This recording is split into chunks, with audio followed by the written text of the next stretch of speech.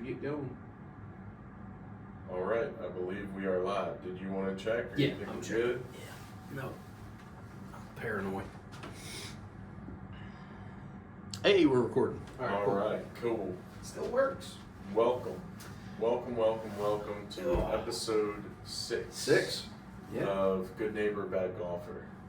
So we're still doing this. This is already longer than my third longest relationship ever. There you go. That's saying something. Not to my wife, of course. She's got everybody beat. There you go. Well, cool. We'll kick this off this week. We'll start with some golf for a change. Yeah. I know the last couple episodes haven't been heavily golf focused, but there also hasn't been a whole lot going on in the golf world. Not much to talk about. No. We got a little bit to talk about today. So we have the Wells Fargo Championship is coming up this weekend. Mm-hmm. It's at Quail Hollow. 20 mil purse. How much you want to bet? I'll bet any amount of money that someone other than Scotty wins. Yeah, I would bet too, because he's not playing this week, right? That's right. I think it's That's 8 right. out of the top 10 are playing this week, though. Yes. So, Yep. Tune up for the PGA Championship. Yeah, here we go. So hell of a tune up for 20 mil. Yeah. Lord, I might Not put a- myself in it. Not a bad deal. I wonder what last place gets. Probably like Is it you have to make the cut to get paid? you have to make the cut at least, and then I think it's it's a fraction of a percentage. Probably like 20 grand, 25 grand. Not a bad. 25 grand for a weekend for 4 days of work. So Not a bad day at the office. Or Now, a couple granted, days. I know you've watched Full Swing. Yeah. On Netflix, like those guys talked about that stuff. It's like they have to pay for their travel. They have to pay for it. Like they pay for everything. Their caddies travel. Yes, Yeah. the PGA doesn't pay for anything. So if they don't make the cut, they get nothing. Like that's a loss. They're have to chalk essentially that up. independent contractors. Yes. Yeah. So Yep. We know a little bit about that. a little bit. So Yeah, I mean, I think I like Morikawa this week. He's gotta been be. hot. He's gotta be a favorite. So- Absolutely.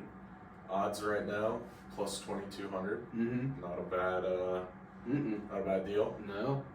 Maybe a good little bet before Thursday. Let's put a couple bucks on it, and then as he progresses up the leaderboard, throw a couple more dollars on it. Yeah, for sure.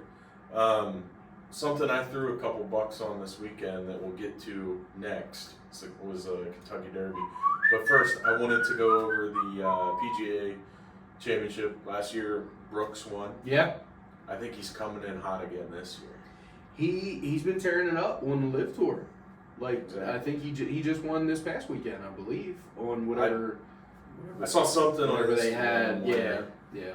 where he won, and I think before the last couple events that he's won on the PGA Tour, he had won the Live event too. Mhm. So, hey, that might be our sign for next week. Might be our dark horse. Yeah, so Never know. might have to dabble a couple Throw a dollars. little bit on him. At least a top 10 finish. Yeah, You'd have to think. I mean, when it's one of those things. When you're on in golf, you're on like you want to keep playing, and because whatever rhythm you got, you don't want to get out of rhythm. for sure. Do you feel like when you're betting on someone from the Live Tour to win one of these events, do you feel bad about it at all? No, No. because it has nothing to do with my gambling problem. No, Okay. it just happens to be another contender. That's Fair all. point. So now, and most of the guys, like if you're going to bet on them, most of the guys that are on the Live Tour have already played in these same tournaments Yeah.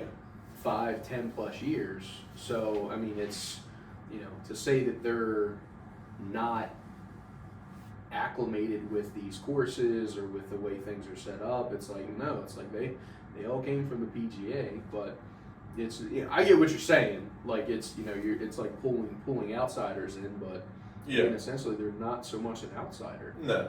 So they just Yeah, a lot of the guys played on the tour for a long time. they took a fat paycheck, which More power to them. when it comes to professional sports, like you either to me. Here's, of course, I've never even was close to making a professional sports team, but You mean you weren't close to playing on the tour? it's, oh man, that'd be nice. I don't think I'd carry a water jug on tour, to be honest. Caddying would be hard, dude. Caddying, I feel like caddying's almost just as hard as playing. You gotta walk 18 holes, carry the bag. But and you gotta give advice on every shot, and yes, know your paycheck depends on your advice most times to that golfer, and you're depending on that golfer's success. So you got to do your job. So I mean, they say most of the best caddies are on the course before the golfer even gets there. They've already either walked or played the first 9 that they're, because most people like for this, I guarantee guys have already played 2 or 3 rounds. Yeah. Today's a super practice round. I guarantee most of them are playing all 18, if not 36. Yeah. They're playing it twice today. Yep. So sorry for the cracking habit. But the caddy knows. I mean, the caddy, when he gets up and he goes down to the course, first place they usually go is to the putting green, because they want to see which way the grass is laying that morning. They want to see, is it fast, is it slow, you know what I mean? And I mean, it gets so scientific to where when the sun starts coming up and the grass starts drying after, especially around this time of year where you got kind of chilly nights coming into warm days, the grass will shift like which way it sits. And when you got dimples on a ball that you can barely draw with a ballpoint pen, one blade of grass can make your ball go this much way or this much way. And when you start adding feet, 10, 15, 20-foot putts, it doesn't take much. No. So yeah, I think the life of a caddy is, I don't know, it's much. Gotta be an interesting life. Yeah, especially if you play for one of the top, I would say the top 20 golfers in the world. You're making amazing money, but you got to continue to do it, because at any point in time that golfer can be like, yeah, you're not doing your job, see you later. Yeah. So, and I feel like, imagine having that black spot on you. You know what I mean? Like, you're the caddy for a top 25 golfer in the world, and that golfer's doing absolutely horrible, and he fires you. How hard is it for you to get picked up by another caddy? I mean, obviously, odds are a top 25 ain't picking you up because you weren't helping that other guy. I think a big part of it too is a relationship. That's yeah. That's it. I mean, you got to be almost best friends. Yeah. For the most part. So yeah, no, that's huge. Yeah. So, definitely some interesting stuff there. We'll talk more next week about the PGA Championship and kind of have a preview there and who we like. It's supposed to rain all weekend anyway, so we'll be watching golf inside most likely anyway. There you go. So, we got the Kentucky Derby from this past weekend. Yeah. What do you thought the most exciting 2 minutes in sports? Yeah. I think that's what the old slogan is. Yep. So, and it's so. All right, sorry, I don't mean to cut you off. I gotta tell this quick story. So, me and my wife were sitting on the couch Saturday, and 6:30 hit, and I'm like, I had an alarm set on my phone because I don't watch any of the pre-races or anything like that. It's I'm not that big into it anymore, but I do like to watch the race. And when I looked it up, Google said that like the race was supposed to go off at like 6:47 or 6:50. 6:57. 6:57. Yeah, I know it was a 6 and a 7. So I'm like, so I tuned in at 6:30 because that's when they start showing all the horses. They show all the owners, the trainers, all that kind of stuff, and like the race the race goes off. Boom, winner. Photo finish. Huge. We'll get into more of that in a second. The point I'm getting to in my story is, after the race was over and we finally found out like he was the real winner and everything like that, I turned back. I think we were rewatching like Yellowstone or something like that. So I went back and she goes, my wife looked at me like dead straight face and goes, "That was it?" I'm like, "Yeah, that's it. That's the whole thing." She goes, "Are you kidding me?" I'm like, "No, that's the whole thing." She should be. No, I'm not going to say what I was going to. What? She should be used to 2 minutes of. Yeah. But anyway, I'm at least a 3-minute guy. Lord. 2 minutes is a long time. 2 minutes is a long time. Don't hold your breath that long. Yeah. I actually, this is the first time I had actually gambled on it. Okay. So ever? Yeah. Wow. First time I've ever actually gambled on it. Okay. So you have to download a whole separate app for it. That's the part Yeah. that kept me away from it. Yeah. And it is so hard to understand what you are doing. Uh-huh. I downloaded as we were at my nephew's birthday party, Mhm.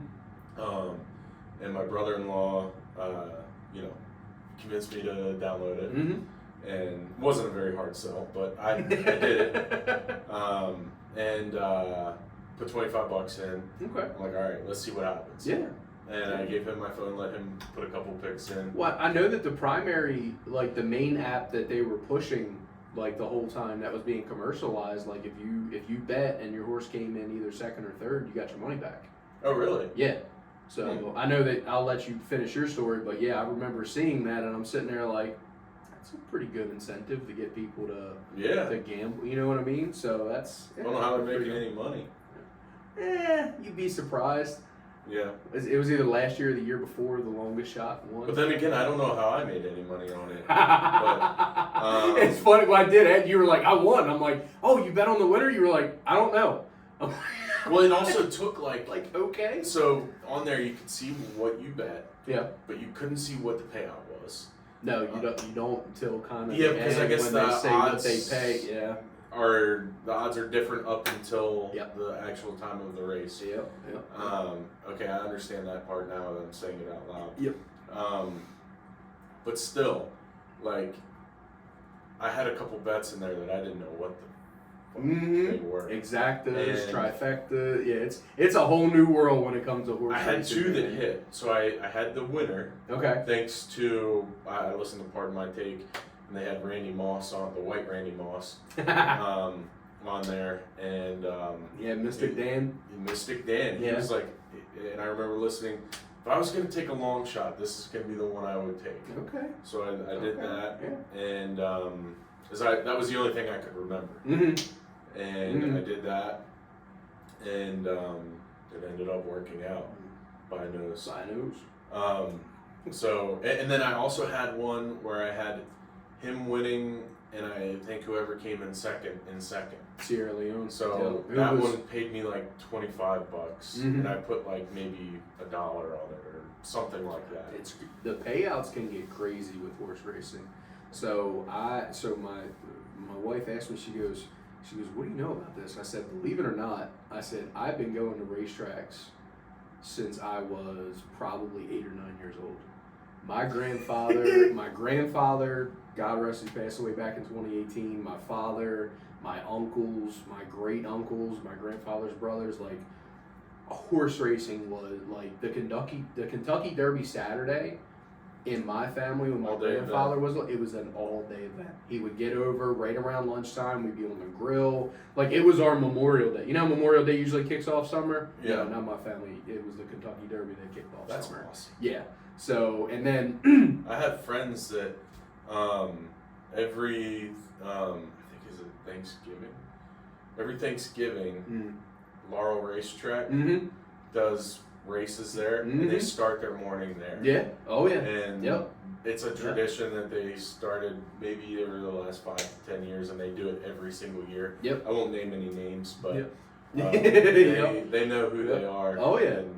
No, I just went down Ocean City, Ocean Downs in Ocean City, because my grandparents, they had a little beach house down in Assateague Point in West Ocean City. They had it in the early 90s when I was a little kid, and my grandfather would say, hey, bud, you want to go up to the boardwalk? And I knew what that meant. We weren't going to the boardwalk. We were going to the racetrack. And most kids would have got pissed. Like, oh, I wanted to go to the arcade. I wanted to do... Nah, I was cool. I'll go to the racetrack. Sounds good. Because we used to go to the jockey club, because we would go, like, when no one... Because I would go during the week with him.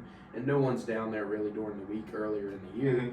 And it would just be, like, me, him, and maybe 5 or 6 other degenerate gamblers that lived in Ocean City. That's awesome. And we would just sit there and we'd bet on horse racing like all around the country, like Tampa Downs, tracks out in California and stuff like that later in the day, of course, East Coast. And he would hand me the race form and he'd just be like, pick a number.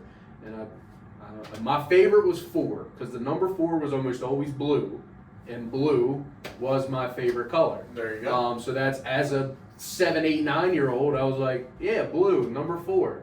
So he would give me, so if there were 10 races, he would give me a $20 bill. and he'd say, go up to that lady and say you want $2 to win on the number 4 horse on every race. And they would hand out 10 $2 win tickets for the number 4 horse. And each race, I would either get to walk up and collect a couple bucks, or I would get to rip it up and throw it away if he lost. There you go. That's it. But I mean, it's $2 a race. It kept me entertained while my grandfather was a brain surgeon when it came to betting. He knew all the jockeys. He knew the trainers. He knew if they were good in mud. He knew if they were good on grass. He knew if they were closers, like early start. He knew like any and everything he knew. And it was crazy. Like, looking back on it now, it was like, I really wish I was older then, because I would have definitely been betting right alongside him, just trying to learn everything. But as a little kid, like, I'm focused on one race at a time, and that takes up like 10 or 15 minutes before one race is done. It takes 10 minutes to set up the track and get it ready for the next one. And he's sitting there, he's already bet on 6 other races that are going, that are going off. And on our way back, we'd stop and get Dumser's ice cream, and he'd be like, "Don't tell your grandmother where we went." I'd be like, "Okay, Pop, we went to the boardwalk, right?" He'd be like, "Yep, you got it. Good job, buddy." We got Dumser's too while we were there. And we got one on the boardwalk. Yep, and we got Dumser's. Yep, absolutely, absolutely.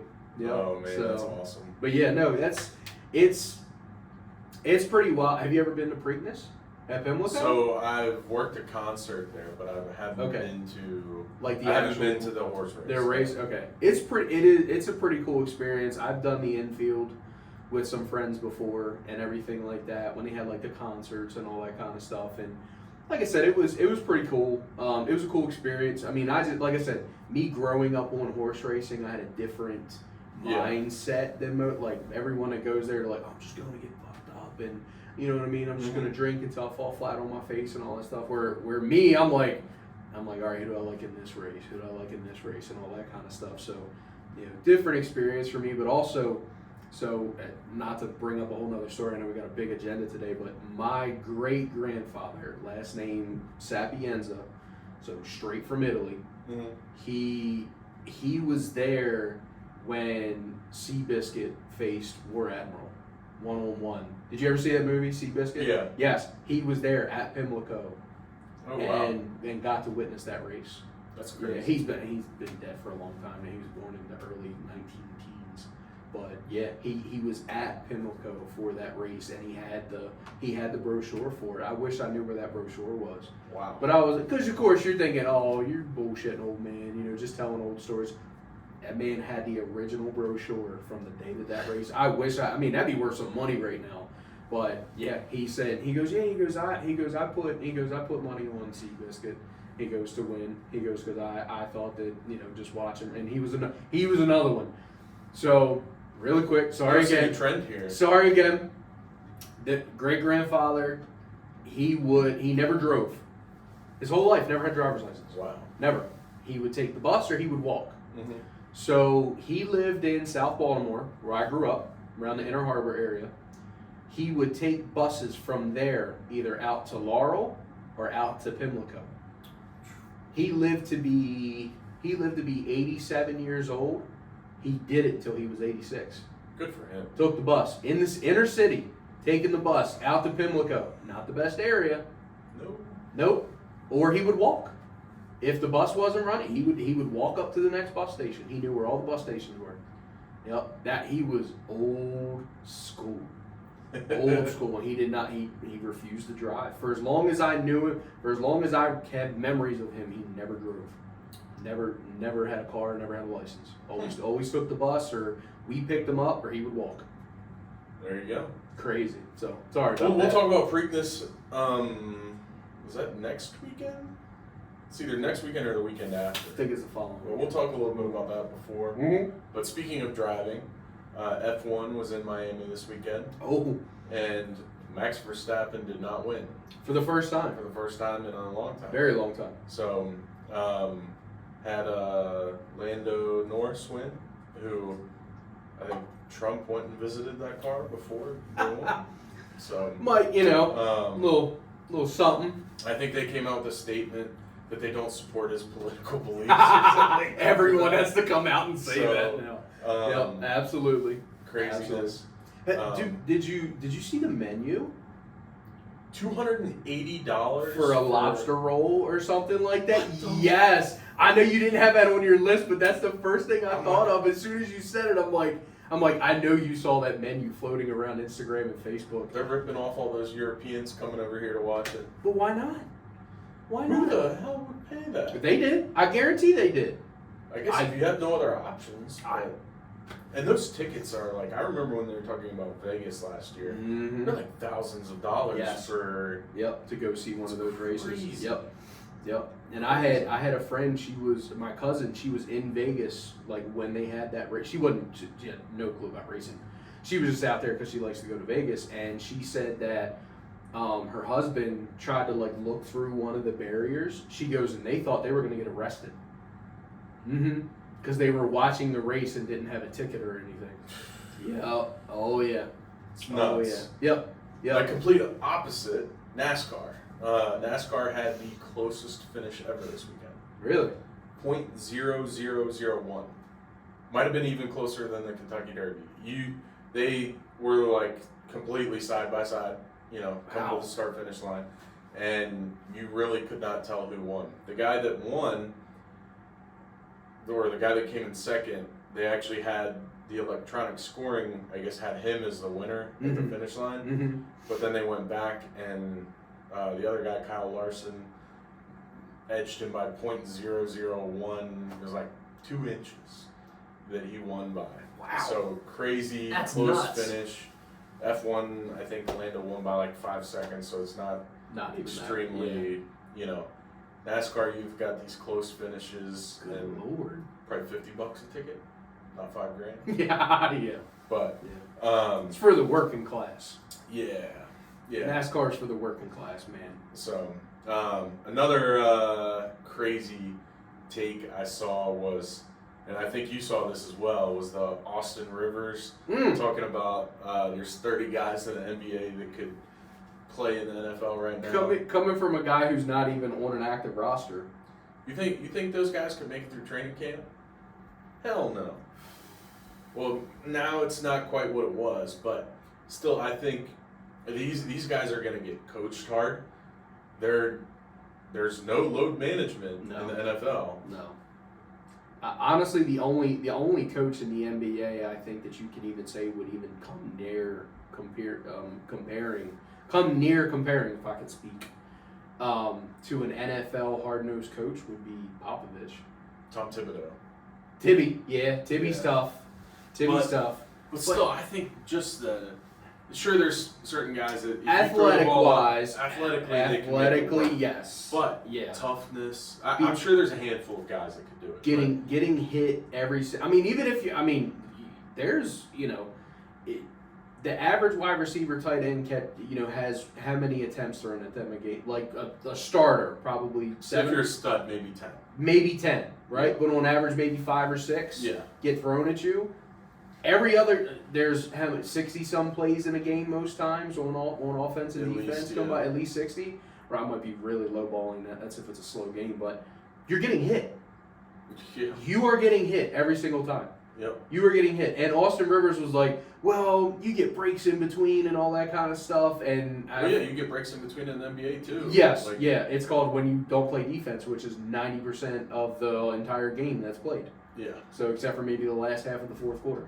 So I don't see that. He said 30. He said you could take 30 guys right now, and they would be able to perform in the NFL. I don't think so. I don't see it. I don't think so. Okay, so when you say perform, that means you're going to play all 17 games. Hell, none of them are going to play defense. You're going to get through. No, hell no. We're just talking offense. We're wide receiver, tight end stuff. You're talking wide receiver, tight end, right? You're talking offense only.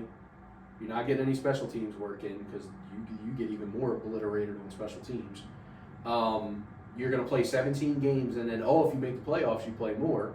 But still, I think maybe you could put Zion out there at tight end. Or Once again, defensive end. athletically wise, But yeah. he might be about. But can he take a beating of a 17-game regular season? He can't even make it through a full NBA season. He can't get in shape for training camp at the NBA season. But I heard Charles Barkley talking on the Shannon Sharp podcast. Didn't he shut it down right away? Didn't he come out and say he's like he's like I would compare him to myself, but Zion's got to get in shape to He's like, you saw it at the last game. I don't know if it was the play-in game or the last game of the regular season.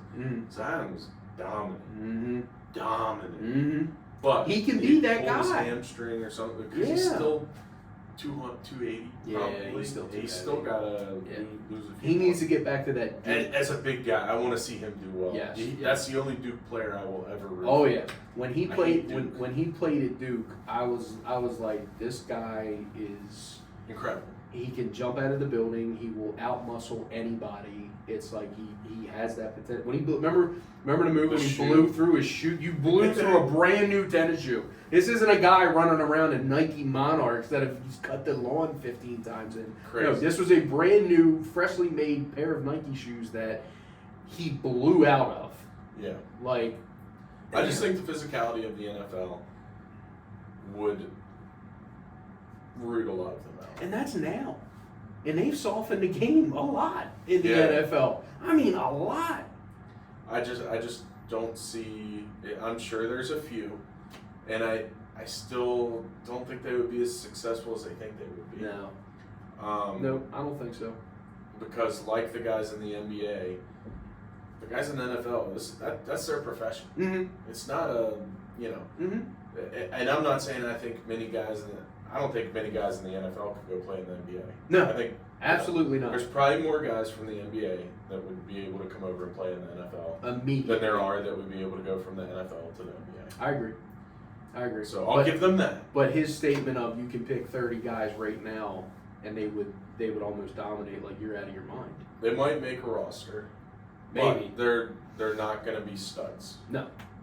I'd like to see those 30 just do the rate, because I don't know if you've ever heard this theory or story, but apparently the Baltimore Ravens have the hardest conditioning test to even be allowed to be on the team and participate in training camp. See, I think conditioning tests they'll probably be all right. Because it's running. That's what they do. Yeah. Okay.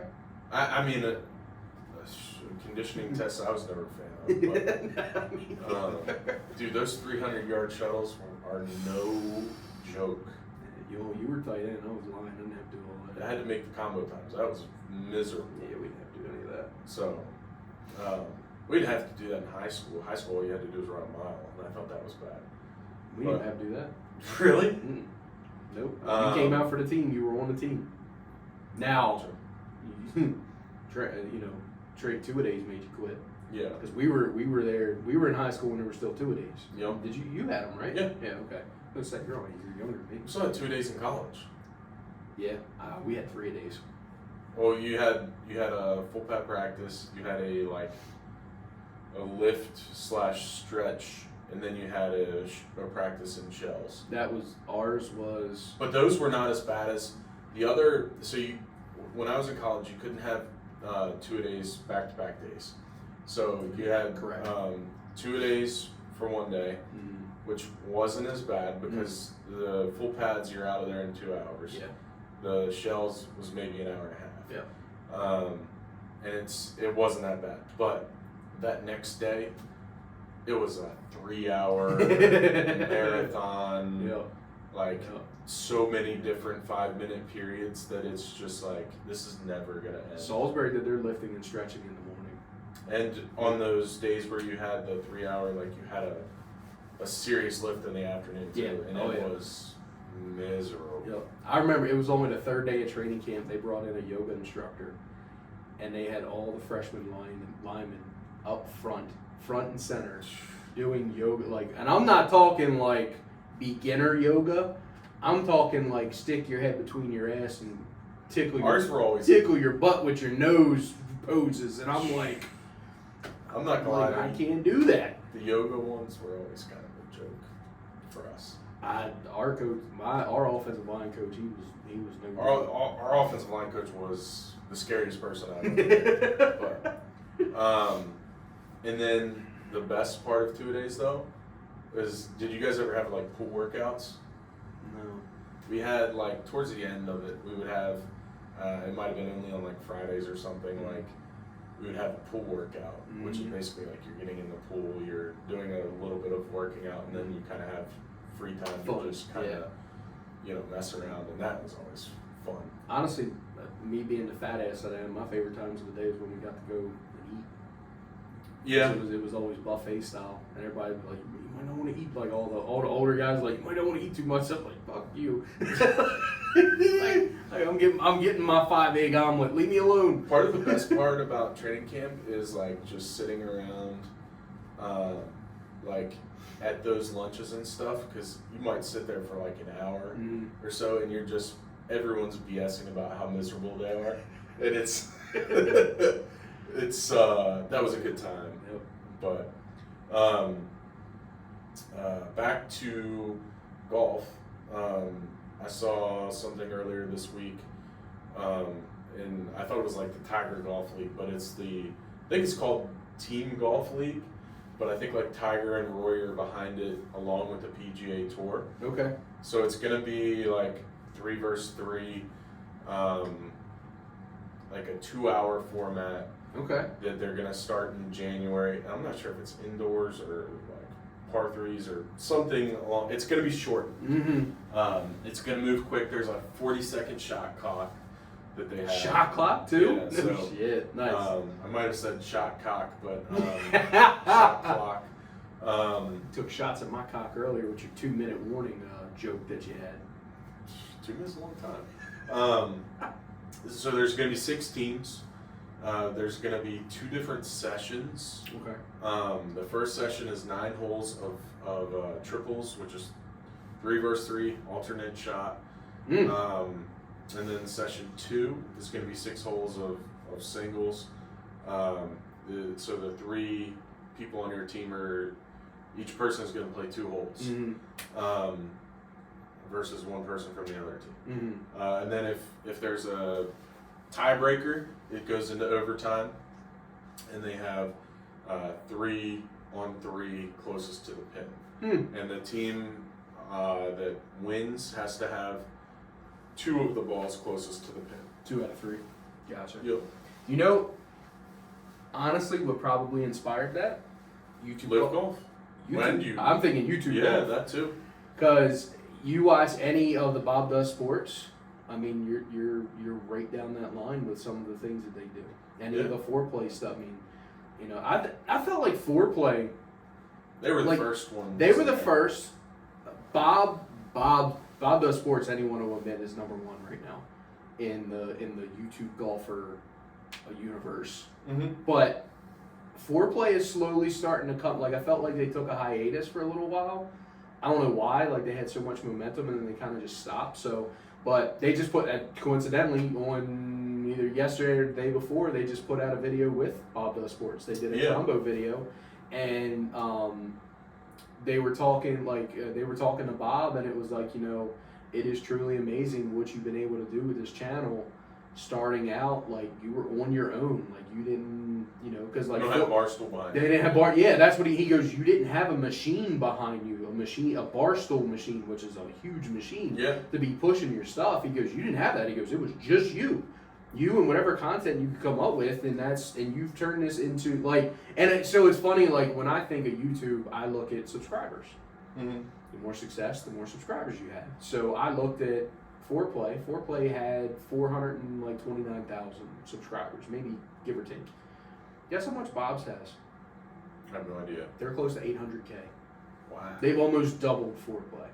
That's crazy. It's absolutely nuts. I definitely feel like Bob Does Sports is more active on YouTube than Foreplay. Than Foreplay is. Foreplay, I think, was more like the podcast and crew. Yeah. You know, which covering Bob's more like golf. Yeah. Like PGA Tour golf than YouTube golf at first, and I think they did start to do, you know, more YouTube golf, and then maybe took a little hiatus. Or we probably just followed where was the biggest money coming from.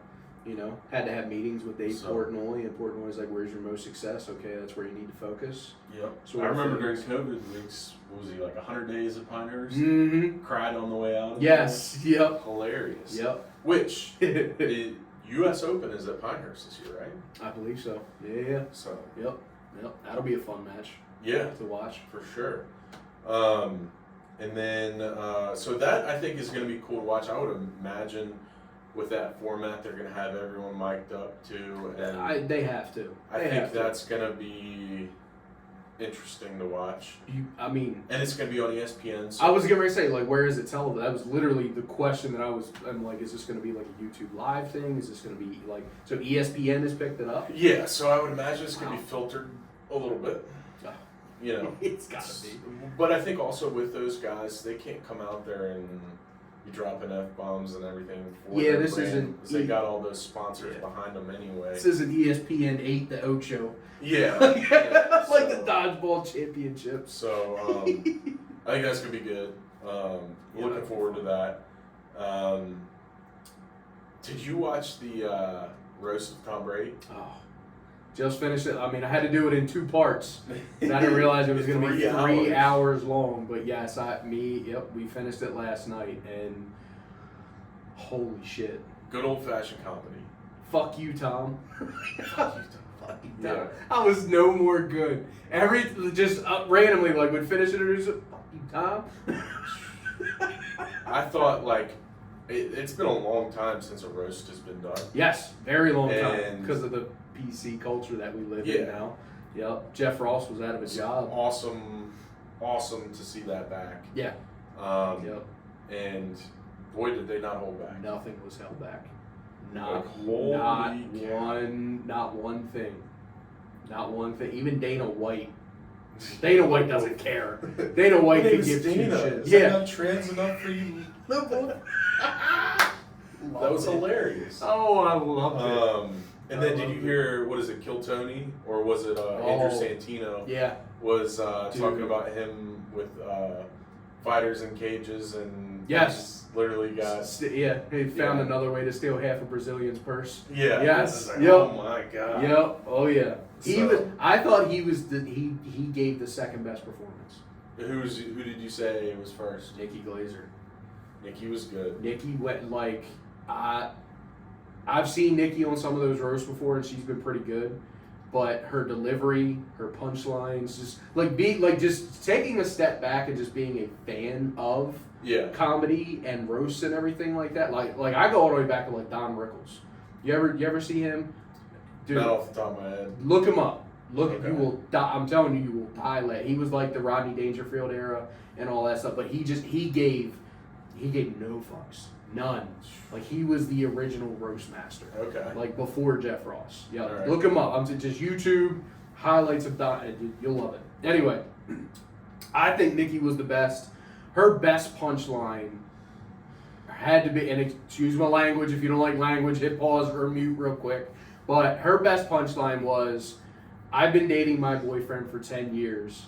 She goes, I would shoot him in the fucking face for a lottery ticket to suck Tom Brady's dick.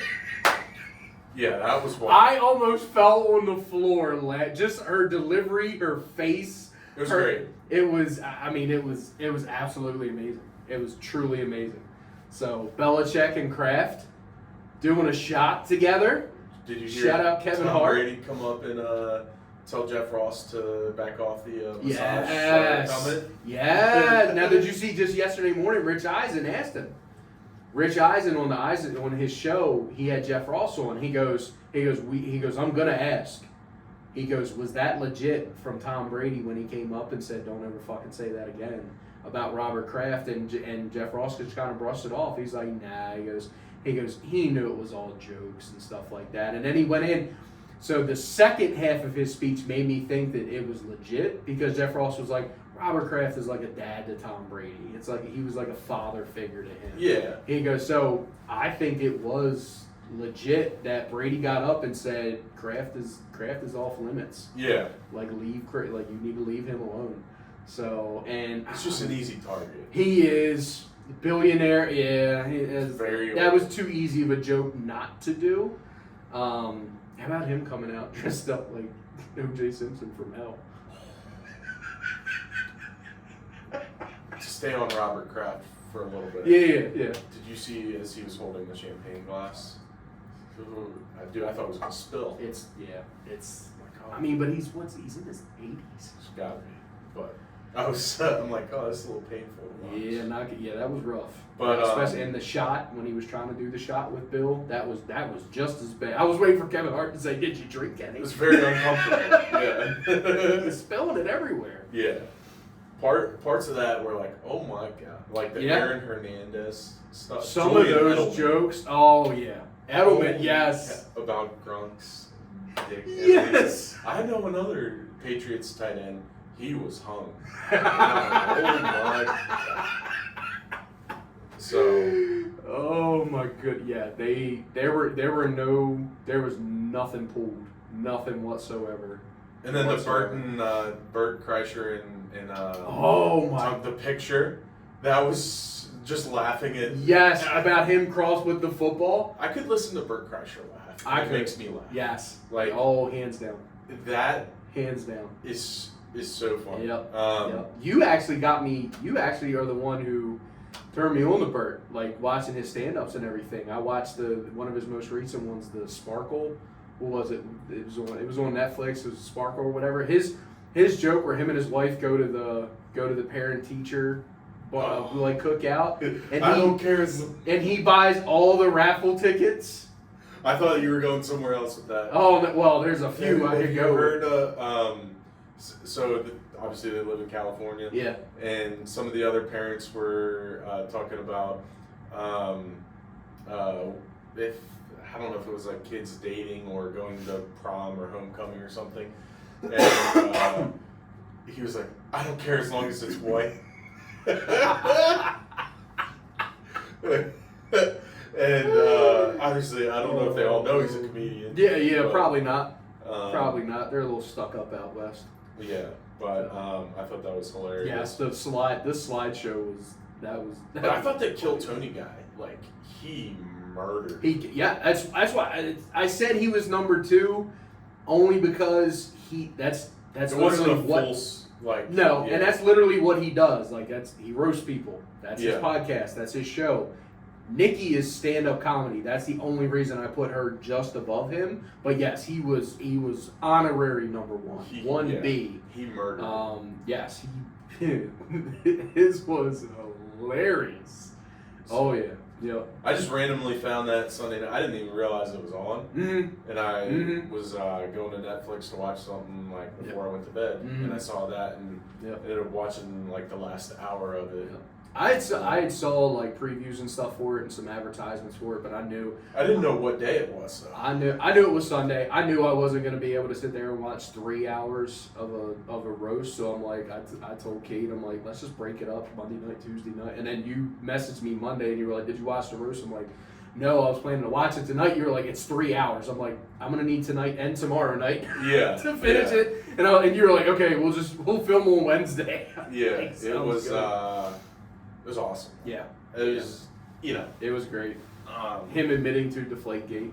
That was hilarious. Should have just gave me the $20 million. I'd have told you that I did it. And then I think Gronk is just hilarious. He was definitely, like, you can tell he is a football player. Yes. Like, 100%. Just his version of comedy. Yes. Versus everyone else. It's like, oh man, that's locker room. He goes, he came out and said, he goes, I'll admit, I'm a dumb fuck. He goes, my job was to... I wrote this joke. He goes, but my job was to get hit for a living. He goes, of course I'm an idiot. Yeah. He goes, that's only an idiot would pick that as his profession. He was good at it. Yeah, he was. He was very good at it. But, loved that. Ron Burgundy made an appearance. Ron Burgundy. That's classic. And then I did think Belichick was good. Oh yeah. And then you could tell he doesn't like being up in front of the podium at all. Very uncomfortable. His speech was he had some funny punchlines, but it wasn't. He's definitely got a different sense of humor. It was tough to watch. Oh yeah, I think his sense of humor is dark. Yeah. Like dark. So, like when Tom Brady made the joke about Tom Brady's favorite ring was the ring camera that caught him coming out of the young girl's house. He was dying laughing at that. I'm like, that's kind of dark, but I guess that's what he finds the most funny. So, I really thought Tom was going to say, Did you know? So I was listening very intently. Did you notice that not one time any of the Tampa Bay Buccaneers people were mentioned? It was He was only there for 2 years, right? It was but he won a Super Bowl. Yeah. He went down and won a Super Bowl there. Like Gronk was there. Ryan Jensen was there, who Okay. was his center. He came from the Ravens, and like 2 other guys. But I don't think not one. Now once or twice it was mentioned that he lives in Florida and that he lives in Tampa and blah blah blah. But not once was it mentioned about that or anything. Yeah. I just thought I'm like, wow, like they really left those guys hanging out the track. Yeah, they were tough on him about Giselle in the beginning, Oh my goodness. but Oh my god! And then his opening line was, "I love talking about the love of my life, football." Yep. And then Kevin Hart's speech was like, when he told him, he goes, "Your wife gave you an ultimatum. You can either play football and we're leaving, or you can have your family and kids." He goes, "And damn if you didn't take that 8 and 9 season against your kids." yeah. Oh, So I was hurting when he said that one.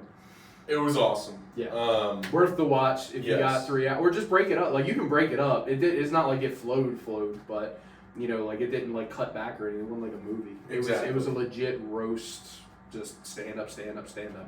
Yeah, it was awesome. And then we got to kind of wrap it up. We have NBA playoffs, which kind of loosely paying attention to, not extremely much. And then we hear sirens all the time. Oh, okay. You live in a bad part of Columbia. No, we just have a fire department right over there. So we got the rap beef. Who is it? Drake and Kendrick Lamar. Yep. The only thing I've really seen from it is that Drake put out a little video, and it was of him crushing the van from the Backseat Freestyle that was on the cover of Kendrick's Backseat Freestyle album. Like the whole video was the van getting like repoed and then taken to the junkyard and then getting crushed. Yeah, I got no idea. Yeah. So I know that's a big thing going on right now, but I mean, and they're taking I some don't have crazy enough. shots. Like Drake is housing friggin' pedophiles and everything at his house and all that. Oh yeah, I mean there's some deep shots being taken.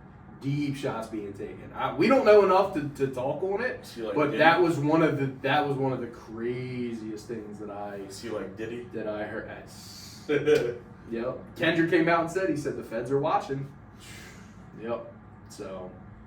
But all right. So now to actually wrap it up, we have dad moment of the week. Yeah. You want to go first? Or you I want me to go? no, I'm happy to go first. I got 2 dad moments of the week, really quick, kind of just updates on Doc and his progress and everything. And he's 3.5 months now, right in there. He is already rolling over on his side, all on his own. He just did that the other day, scared the shit out of me. So I had the camera on him when I was brushing my teeth and everything, and all of a sudden all I see is the back of his head, and I was like, "What are you doing?"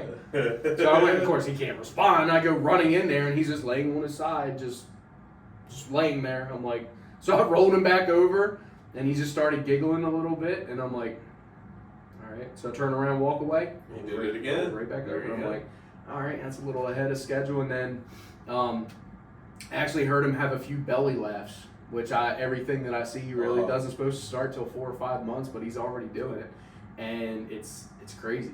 Like just hearing it is one of the coolest things ever. There's nothing better than baby giggles. Oh yeah.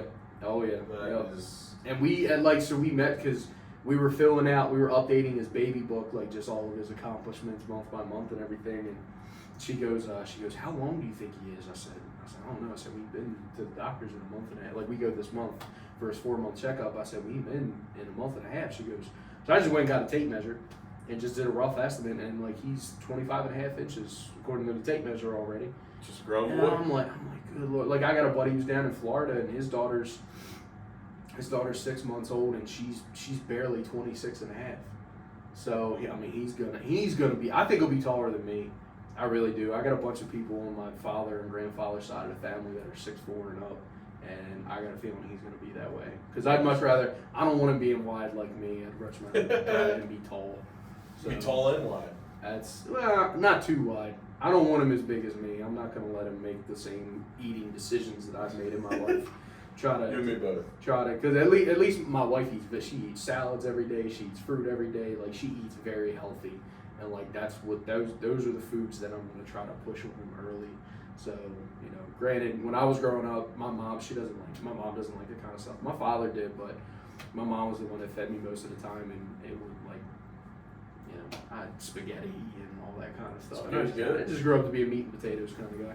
Meat and potatoes kind of guy. Absolutely, till the day I die. It's great. Oh yeah. What about you? We had Aubrey's fourth birthday. So, Right. We had a birthday party for her on Sunday. Nice. Got to play in the pool and wear them out. all of that. So Everybody sleep good we got Sunday home. night? We had him in bed by like 7 or 7:30 on Sunday. Nice. We were both worn out too from that. Just chase. Oh yeah. Yeah. So workout in itself. But it was awesome, and then Monday was her actual birthday, so it was kind of like we had like a full weekend of celebrating her. And, love that. And then her cousin's birthday is a couple days before her, and we had their party on Saturday. So nice, back to back. Yeah, it's a good time. So that's awesome. That's awesome. I think we talked about last time for the next episode. We may or may not try to bring on a guest.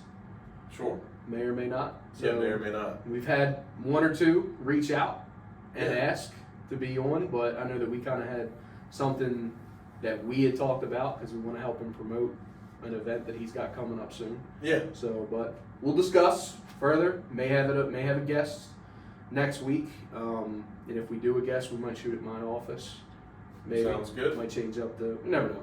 We'll see how the week goes. Yeah, we'll see if the background looks different next time. Mm-hmm. That'll be how you know. Same content, just different background. So, and you might get a few golf swings out of us this week. We'll see how the weather holds up. If it does. It's not looking great right now. By the way, today's a beautiful day. Guess what I'm going home to do? Cut the grass. I already made myself a promise I'm not allowed to go down the stairs in socks. So, not having repeated that. Nope. Because I feel like if I hit my head on the wall one more time, I'm going to be Tony Soprano in season 6 of The Sopranos. Just in bed like a vegetable for the whole season. So. Yeah, my grass is looking good right now. It's almost to the season where you got to cut it twice. Mm-hmm. But I don't really have the time to cut it twice a week right now. Twice a week? Yeah. I'm talking. We do like once a week when it gets bad. You gotta cut your grass twice a week. I could if I really wanted to be a hard up. What do you live on a spring? No. Oh. Your shit just grows like that? Grown really good. Must be nice. So, take good care of my shit. That's good. Your shit is also newer, which helps. It could be harder. Younger it is. Younger the grass. We bought our houses about the same time. Yeah, but mine was built 30 years before yours. Yeah. All mine was rocks. But okay, so put it this way. For you've been the only one to ever take care of that lawn. True. Which is kudos to you. True. You have a little bit of a bigger. I am on the back of 2 owners prior to me. Yeah. I looked it up. There were 2 people that owned that house before I did. Nice. Yeah, not too bad. I wasn't mad about that. Cool. Well, I think it's a wrap. That's a wrap. So we'll see you next week. Good stuff. See if this actually works. See if the clicker works.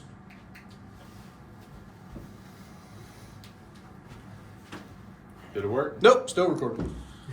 Cool. Turns